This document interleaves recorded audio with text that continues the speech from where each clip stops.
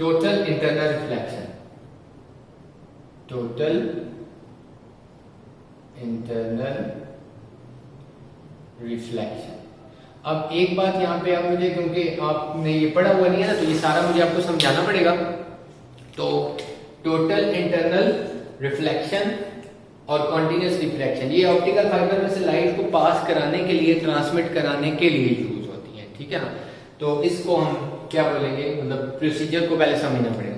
Total internal reflection क्या है, अब हम देखते हैं कि ऐसे अगर लाइट डेंसर से, ये डेंसर मीडियम हो गया, ये कौन सा हो गया, रेयर मीडियम हो गया, ठीक है। लाइट डेंसर मीडियम से रेयर मीडियम में जाती है तो away from the normal band होती है, ठीक है। और जैसे जैसे हम एंगल ऑफ इंसिडेंट बढ़ाते जाते हैं ना, अब यहाँ पे ये एंगल ऑफ इंसिडेंट होगा, ये एंगल ऑफ रिफ्रैक्शन होगा, जैसे जैसे हम एंगल ऑफ इंसिडेंट बढ़ाते जाते हैं तो एंगल ऑफ रिफ्रैक्शन भी बढ़ता जाता है। अब यहाँ ना एक बड़ी इंपॉर्टेंट सी बात है, ठीक है। आप अगर सामने होते तो आप इस बात को जरा ज्यादा अच्छा समझते, एंजॉय करते, मेरे ख्याल के मुताबिक। बार देखते हैं कि हो सकता है आपको पता भी हो। वो ये कि जैसे रिफ्लेक्शन होती है ना, रिफ्लेक्शन, उसमें हम कहते हैं एंगल ऑफ इंसिडेंट बढ़ाया तो एंगल ऑफ रिफ्लेक्शन बढ़ गया, एंगल ऑफ इंसिडेंट बढ़ाया, एंगल ऑफ रिफ्लेक्शन बढ़ गया। अब वहां पे क्या होता है, जितना एंगल ऑफ इंसिडेंट बढ़ाएंगे ना, उतना ही एंगल ऑफ रिफ्लेक्शन बढ़ता है, बराबर होगा, एक जितना इंक्रीज करेगा, ठीक है। लेकिन यहां वाला जो केस है ना, चाहे रेयर से डेंसर हो चाहे डेंसर से रेयर हो, एंगल ऑफ इंसिडेंट जितना हम बढ़ाते हैं ना, एंगल ऑफ रिफ्रैक्शन उस रेशियो से नहीं बढ़ता, बल्कि उसके ज्यादा रेशियो से बढ़ता है। तभी तो ये बात, अभी एंगल ऑफ इंसिडेंट बढ़ाते गए, एंगल ऑफ रिफ्रैक्शन बढ़ता गया। एक स्टेज ऐसी आई, एक स्टेज ऐसी आई कि जिस पे जो एंगल ऑफ रिफ्रैक्शन था वो कितना हो गया, 90। एंगल ऑफ रिफ्रैक्शन कितना हो गया, 90। एक स्टेज ऐसी आई। अब अगर उस हिसाब से देखें तो भाई ये थोड़ा बढ़ा है ना, तो देखिए ये ज्यादा बढ़ गया ना, ठीक है। तो ये कौन सा, इस पॉइंट पे जो हमारे पास यहाँ पे ये एंगल बनेगा, इसको हम क्या बोलेंगे, थीटा सी, क्रिटिकल एंगल, क्रिटिकल एंगल। अब एक क्रिटिकल एंगल को ये टर्म क्यों यूज करते हैं, शायद मैंने जिक्र अब किया हो, जैसे चैप्टर 7 में, उसमें 5 में था क्रिटिकल वेलोसिटी ना, ठीक है, 7.9 किलोमीटर पर सेकेंड। तो क्रिटिकल का मतलब क्या है कि भाई जैसे बंदे के बारे में कहते हैं क्रिटिकल कंडीशन में, क्या मतलब भैया भाई मार जाएगा, ये बच जाएगा। अब यहाँ पे क्या होगा, यहाँ पे ये क्रिटिकल से मुराद क्या, इस एंगल से अगर एंगल और बड़ा हो जाए तो ये जो रिफ्लेक्टेड रे है ये सेम मीडियम में वापस आ जाएगी, ठीक है।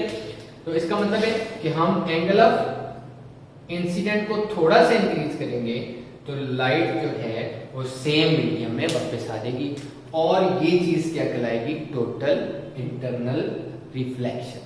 ये चीज क्या कहलाएगी, टोटल इंटरनल रिफ्लेक्शन। हमने क्या करना है, एंगल ऑफ इंसिडेंट को थोड़ा सा बढ़ाना है तो लाइट सेम मीडियम में वापस आ जाएगी, ठीक है। तो जो हम फार्मूला यूज करते हैं, ठीक है,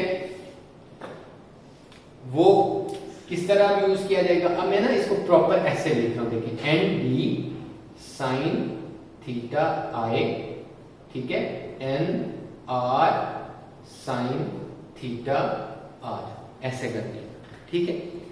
इस बात को समझिए, मैंने ऐसे क्यों लिखा, एन डी से मुराद क्या चीज है, refractive index of denser medium, यानी इधर हमने कौन सा लिखना होता है, इंसिडेंट मीडियम। तो अब इंसिडेंट मीडियम डेंसर है, ये ऐसे लिखेंगे ना, तो इससे रिलेटेड अगर कोई ऑब्जेक्टिव आता है तो फिर आपको कोई शक शुबा नहीं रहेगा किधर किसको लिखना है, ठीक हो गया।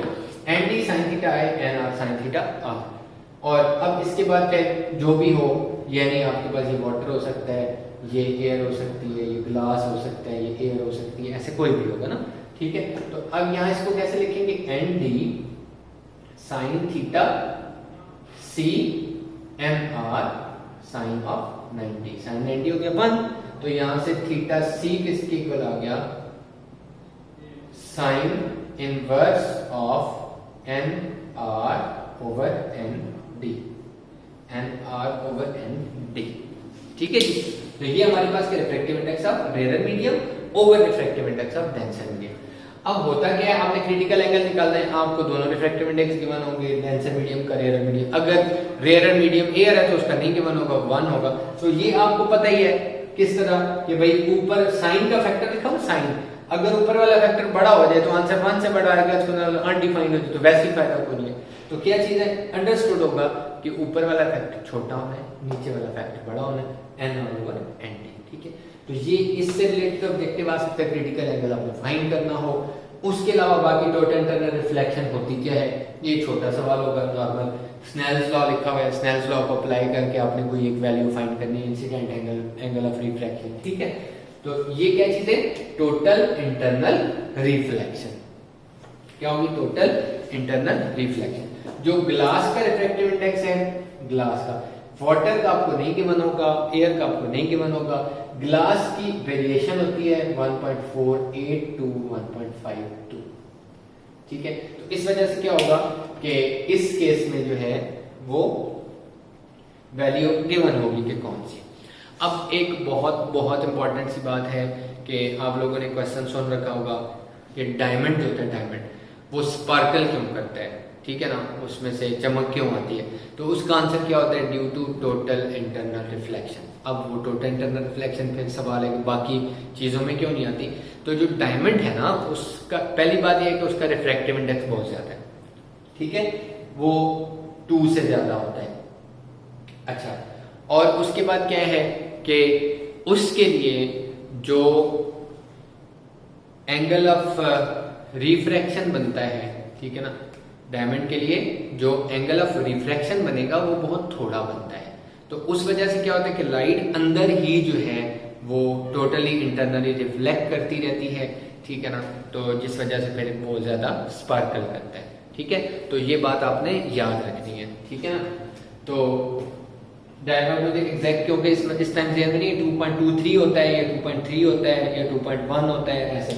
तो आपने उसके लिए जो क्रिटिकल एंगल है उसकी वैल्यू आपने कैलकुलेट करनी है। डायमंड का रिफ्रैक्टिव इंडेक्स ढूंढ के ना, तो वो शायद उसमें बुक में लिखा भी हो, ठीक है ना, वो जो इन्फॉर्मेशन है ना उसमें टेबल शायद होगी, उसमें रिफ्रैक्टिव इंडेक्स लिखा भी हो, सही है। तो ये हमारे पास क्या चीज आ गई, टोटल इंटरनल रिफ्लेक्शन।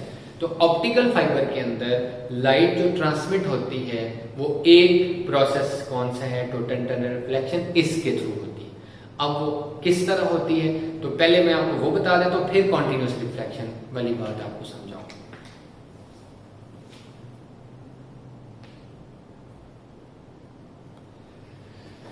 अच्छा, बस वो इसी के साथ ही देख लें, फिर वो नेक्स्ट क्लिप में चला जाएगा, ठीक है। ऐसा है कि जो ऑप्टिकल फाइबर है ना, एक टाइप उसकी होती है जिसको स्टेप इंडेक्स फाइबर बोलते हैं, ठीक है। इसका नाम क्या होगा, स्टेप इंडेक्स फाइबर। अब ये जो सारी बातें ना, ये कोई चीजें मतलब ऑब्जेक्टिव नहीं है, लेकिन डेफिनेटली जो चैप्टर आपने नहीं पढ़ा हो तो ये फिर ये सारा प्रोसीजर थोड़ा बहुत समझाना पड़ता, मजबूरी है, ठीक है। तब आपको जाके जो है वो फिर कोई भी इससे रिलेटेड ऑब्जेक्टिव आए या बुक से भी आप पढ़े तो आपको बात समझ। आपने कोशिश करनी कि ऑप्टिकल फाइबर का पूरा टॉपिक ना रीडिंग जरूर करनी है, ठीक है। तो कोई भी चीज फिर आए तो आप उसका आंसर दे सकते हैं, सिर्फ लेक्चर पे नहीं रहना, ठीक हो गया।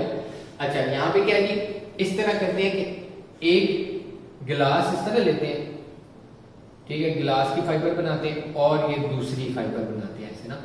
अब ये भी आप शायद आपको पता हो, पर आप सोचते रहते हो कि ये क्या चीज है, कैसे बनता है। तो ऐसे बनाए जाते हैं, गिलास के रॉड्स लेके ना, रॉड्स, ठीक है, उनको हीटअप करते हैं, हीटअप करके ना फिर उसको खींचते जाते हैं, खींचते जाते हैं, खींचते जाते हैं फाइन, और फिर उसके ऊपर कोटिंग शोटिंग भी होती है। तो इस तरह से फिर वो फाइन सी फाइबर बन जाती है, ठीक है। तो इतनी बाल से जितनी बारीक हम बना कैसे सकते हैं, तो ये होता है। अच्छा, अब इसमें क्या होगा, ये दो हमने क्या करनी है, यूज करनी है ऑप्टिकल फाइबर्स।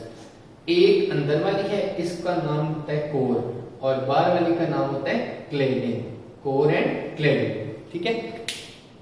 तो क्या होगा, जो इसका रिफ्रैक्टिव इंडेक्स अगर ये n2 है और इसका रिफ्रैक्टिव इंडेक्स n1, तो n1 का रिफ्रैक्टिव इंडेक्स n2 से ज्यादा होगा, यानी कोर का रिफ्रैक्टिव इंडेक्स क्लेडिंग के रिफ्रैक्टिव इंडेक्स से ज्यादा होगा।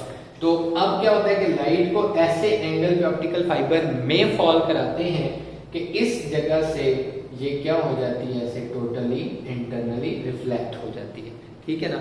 तो इस तरह से फिर वो टोटल इंटरनली रिफ्लेक्ट होके ऑप्टिकल फाइबर में से पास करती रहती है, ठीक है। तो ये एक तरीका है जिसमें जिस तरह से इसमें लाइट पास कराती है। और ऐसी फाइबर को, यानी दो हमने ग्लास यूज करनी है, दो डिफरेंट रिफ्रैक्टिव इंडेक्सेस के, और अंदर वाले का रिफ्रैक्टिव इंडेक्स ज्यादा होगा, बाहर वाले का रिफ्रैक्टिव इंडेक्स कम होगा, और फिर इसको नाम क्या देंगे, स्टेप इंडेक्स फाइबर, ठीक है। और लाइट टोटल इंटरनल रिफ्लेक्ट होगी और आगे पास करती जाएगी, तो इसको कोर बोलेंगे, इसको क्लेडिंग। अब इतना भी ऑब्जेक्टिव आ सकता है, किसका रिफ्रैक्टिव इंडेक्स ज्यादा होता है, किसका कम होता है, कोर का या क्लेडिंग का। तो कोर का रिफ्रैक्टिव इंडेक्स ज्यादा होगा, क्लेडिंग का रिफ्रैक्टिव इंडेक्स कम होगा। क्लियर।